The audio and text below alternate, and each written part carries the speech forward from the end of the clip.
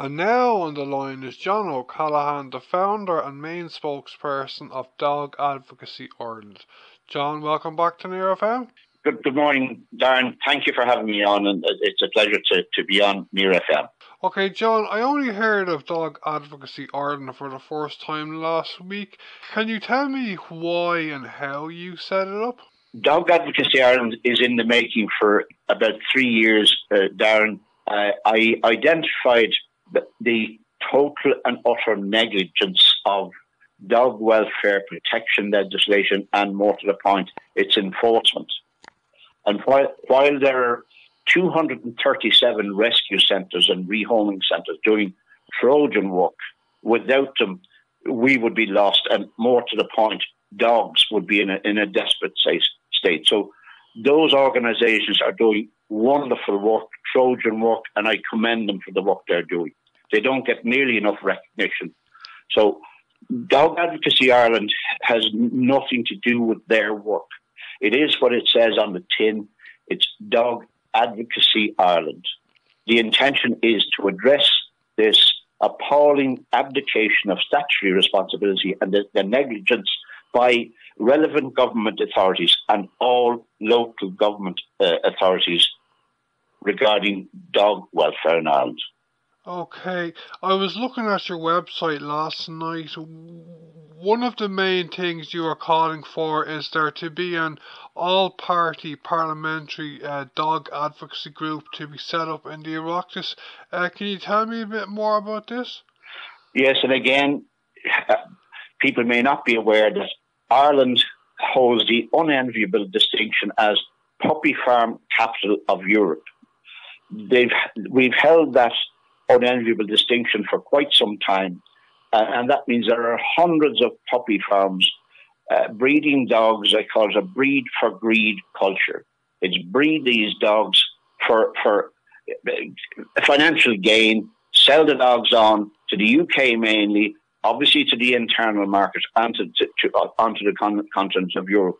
That is going on, and there's 200 million, I'll repeat that, Darren, 200 million annually being earned in the black economy from the trafficking of pups from Ireland. Some of these puppy farms are officially legal, I believe, are they? Yes, many are legal, are registered entities. There are some unregistered ones, but both registered and unregistered are authorities, and it's so fragmented that there are 3 government departments with responsibility, and as if that isn't bad enough, because that just leads to chaos. If everybody's looking after it, it means nobody's looking after it. And if the 3 government departments, then one of those government departments delegates responsibility for a lot of the legislation and the implementation and enforcement of dog welfare to all local authorities. Now, if we're puppy farm capital of Europe, clearly what is being done is not working. So it needs to be fixed. So Dog Advocacy Ireland will attempt to create the awareness amongst the general public, who will be abhorred when they discover the atrocious mistreatment and abuse of dogs and puppies that is taking place in this country.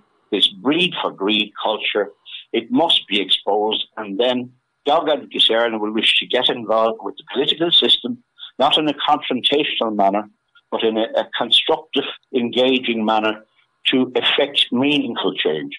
To wake up and smell the coffee or smell the roses, wake up to what's going on, address it, and let's fix it. Okay, have you started the process of contacting TDs and senators, John, on this group that you want to see set up? I have, Darren. I've taken the bother to email all 220 members of the Oireachtas individually. The idea is that there are dog-loving and dog-owning politicians in the same way as I might be, or anybody else who owns a dog, so that they might be empathetic to the suggestion of calling for this all-party parliamentary dog advocacy group. So, having emailed all 220 members of the Oireachtas, I was pleasantly surprised that I got a positive response from 51 of them, which is actually very good.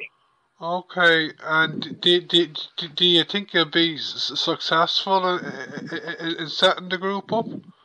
Yes, there are some good dog welfare advocates already in the Oireachtas. I will be working with those people, and together we will work towards engaging with the political system in a wider scale, and through launching Dog Advocacy Ireland, which has only been done in the last week or so, and doing media interviews such as your own, and thank you for this, that people will become aware of Dog Advocacy Ireland, to create and arouse that awareness of Dog Advocacy Ireland and what is actually taking place under our noses, that these poor dogs are being so badly mistreated and abused and nothing is being done. So to effect meaningful change, yes, and I do believe that the political system will engage. Okay, you have another few aims with Dog Advocacy Ireland as well, don't you? Can you tell me a bit more about them? Yes, there are many aims there.